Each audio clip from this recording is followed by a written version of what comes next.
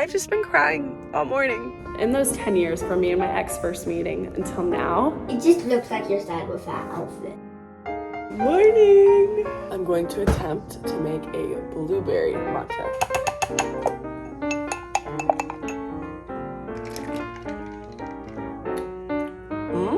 I like it. Last Tuesday, I got up and I got dressed with Bradley, so guess what I'm gonna do again?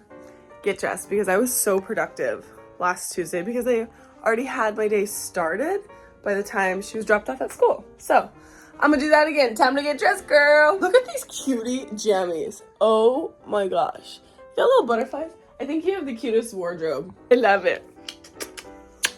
Good morning. You know what I need to do? I need to go get more clothes that are colorful. Maybe I need to go on a shopping spree next. Yeah, but it just looks like you're sad with that outfit. I look sad? Yeah. I don't want to look sad. Then go get some colorful clothes. Maybe I'll change my top. Yeah. Stand by. How's this? Blue. I added some color. Better? Yeah. Okay, good. Gotta brush your teeth and put your clips in. Oh, and look who made it. Look who made it back inside. Scouty boy. I love them. These are all of the clips. There's so many. And she just decorates her hair with it to match her little fit. Cheers.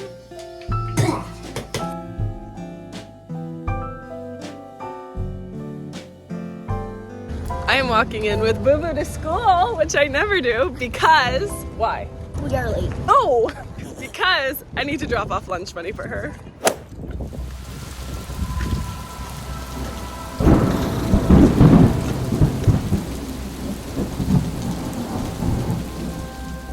Well, I thought I was good this morning. I dropped Bradley off at school. I came home and I started journaling, and the body keeps score, I guess, because I have been sobbing all morning. This week, I am supposed to go back to the old house one more time and get the security system out of it. And I've just been crying all morning about it all being over. Like, I have not seen her since I left the house, which was back in October. We've had like very minimal communication. It's always just been over house stuff. It hasn't ever been about like our relationship or anything. And remembering this time last year, I was so happy. I was so happy. I was so hopeful. I was like, I finally did it. I don't know if y'all know the story, but her and I were best friends in high school.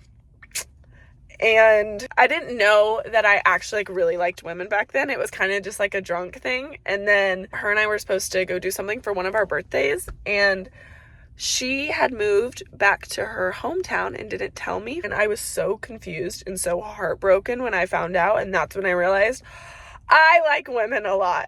Oh my gosh. I told myself back then if I ever had another real chance for us to be together, I would do whatever it took. And over the course of the last literally 10 years, her and I separately both had taken so many strides to become better people for ourselves and for our kids. And we both individually went through so much.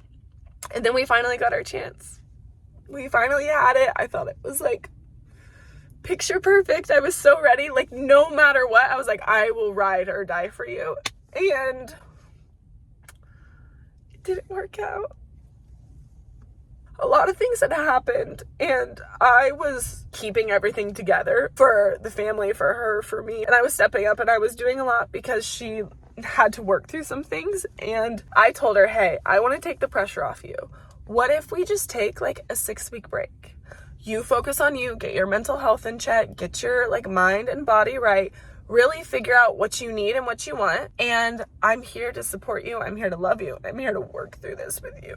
And that break was an invitation for her to go sleep with other people. And I don't know how she justifies it in her mind, whatever, but I can't do that. I can't be with someone who would do that to me. That is my like biggest boundary. It feels like the biggest slap in the face and just so disrespectful. And so I didn't want to leave the relationship. Part of me in the beginning was super angry. And then I just got so sad. And I still loved her, even after it all happened. But I had to leave our home together because I literally couldn't look at her without just crying. And it was hard. It was so hard. How hard it is to go from being an independent adult in a happy family to picking up the pieces. I have to go teach in like 15 minutes. I need to get this together because I cannot show up like this. I feel like everything's just like seeping out of me. I haven't had one of these like cry it outs in months. Like I thought I was over it. Here's another little piece that's like, here, Sarah, feel this. Oh, fuck. Okay, I'm gonna put my sunglasses on and run inside and go do this Amazon return so that I can go to work. Life is not picture perfect all the time, and I'm just here to share the reality and the rawness of it all.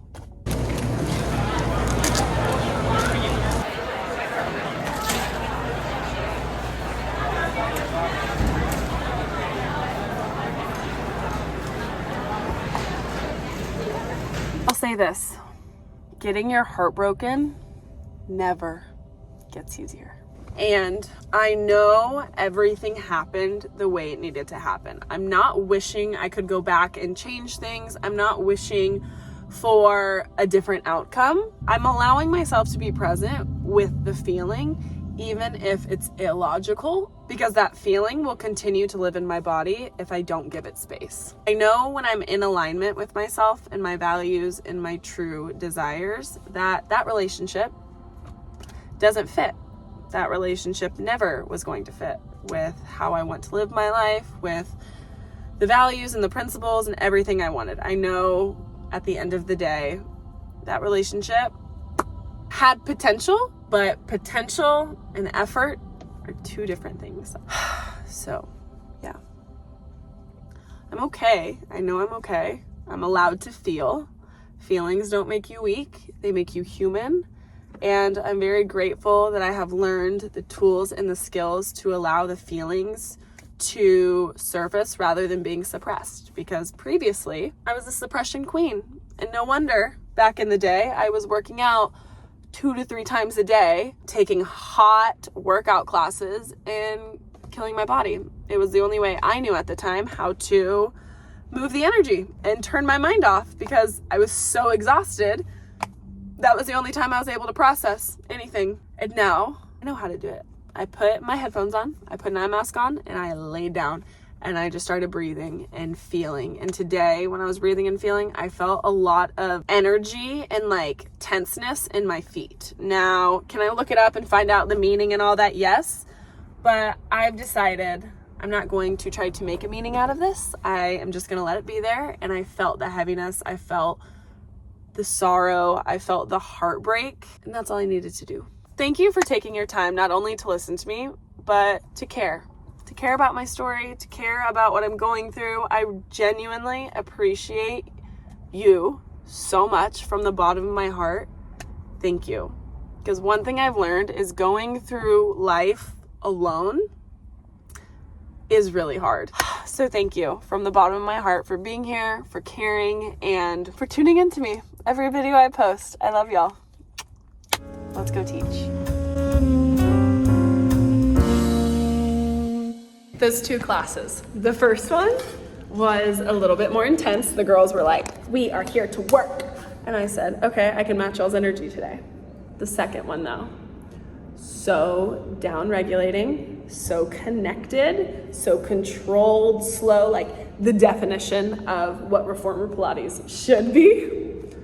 And it felt so good to share that space with those women and lead them through it and have them at the end be like, I needed that. That was so nice. And I had one of my really, really sweet girlfriends come and take class that I was not expecting. And like a little tear came in my eye when I saw her walk in and I was like, I didn't know you were coming. I know all of the emotions that came up earlier were begging to be felt, and I felt them. And even though there was a story attached to them, that story matters to me. That story matters to me because in those 10 years from me and my ex first meeting until now, I have 180'd as a person. I know who I am. I like who I am. I know that she was put in my life for such a specific reason. Like, there was so many lessons from that relationship that I learned that I would love to bring to other women. And it was just like the biggest mirror, and I'm so grateful for it, even though it hurts. And it hurt so bad and cut me so deep. I'm still very grateful for it, that I had the opportunity to experience it, and I had the opportunity to pour love into another human being. So yeah, dang, I have done a 360 today on the spectrum of emotions. I have been in tears, I've been on the other end of like joy and bliss, and I feel like now I'm back in the middle, integrating, balancing, and re-regulating. So